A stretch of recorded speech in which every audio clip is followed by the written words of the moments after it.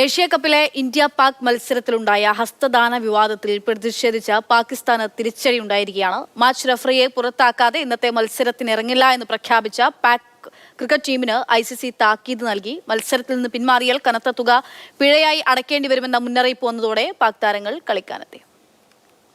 വലിയ അനിശ്ചിതത്വത്തിന് ശേഷമാണ് മത്സരം ആരംഭിച്ചത്. ഏതാണ്ട് ഒരു മണിക്കൂറോളം വൈകി. UAE സമയം 6:30 ആരംഭിക്കേണ്ടിയിരുന്ന മത്സരം 7:30 ഇന്ത്യൻ സമയം 9 മണിക്കാണ് ആരംഭിച്ചത്.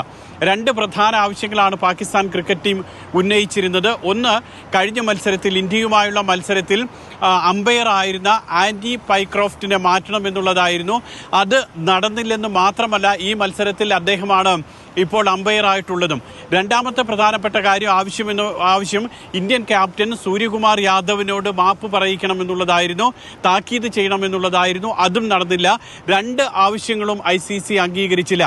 മറിച്ച് ICC സമ്മർദ്ദം ചെലുത്തുകയാണ് ചെയ്തത്. കാരണം ഇന്നത്തെ മത്സരത്തിൽ ഇറങ്ങിയിട്ടില്ല എങ്കിൽ വലിയ പിഴ ചുമത്തും പാകിസ്ഥാൻ ക്രിക്കറ്റ് ടീമിന് ICC അറിയിക്കുന്നു. ഇതിന്റെ ഭാഗമായിട്ടാണ് പിന്നീടുള്ള ഒരു ചർച്ചകളൊക്കെ നടന്നതും ഒടുവിൽ പാകിസ്ഥാൻ മത്സരത്തിന് തയ്യാറായതും ക്രിക്കറ്റ് ഫീൽഡിലേക്ക് ഇറങ്ങിയതും.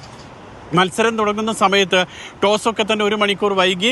ആ ടോസ് ഇരുന്ന സമയത്ത് ടോസ് ലഭിച്ചത് UAEക്കായിരുന്നു. UAEയും ബൗളിംഗ് ആണ് തെരഞ്ഞെടുത്തത്. ഏതായാലും മത്സരം പിന്നീട് പുരോഗമിക്കുന്നു. സ്റ്റേഡിയം എല്ലാം വളരെ ശാന്തമാണ്. പക്ഷേ വലിയ സമ്മർദ്ദം പാകിസ്ഥാൻ ക്രിക്കറ്റ് ടീമിന്റെ ഭാഗത്തു നിന്നും ഉണ്ടായി.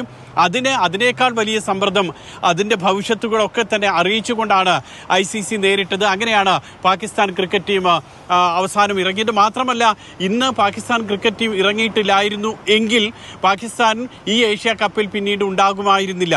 അങ്ങനെ ഒരു സാഹചര്യം കൂടിയുണ്ട്. അതിൻ്റെ ഗൗരവം കൂടി പാകിസ്ഥാൻ മനസ്സിലാക്കുകയും ചെയ്തു. ഏതായാലും അവസാനം പാകിസ്ഥാൻ കളിക്കളത്തിലേക്ക് ഇറങ്ങി.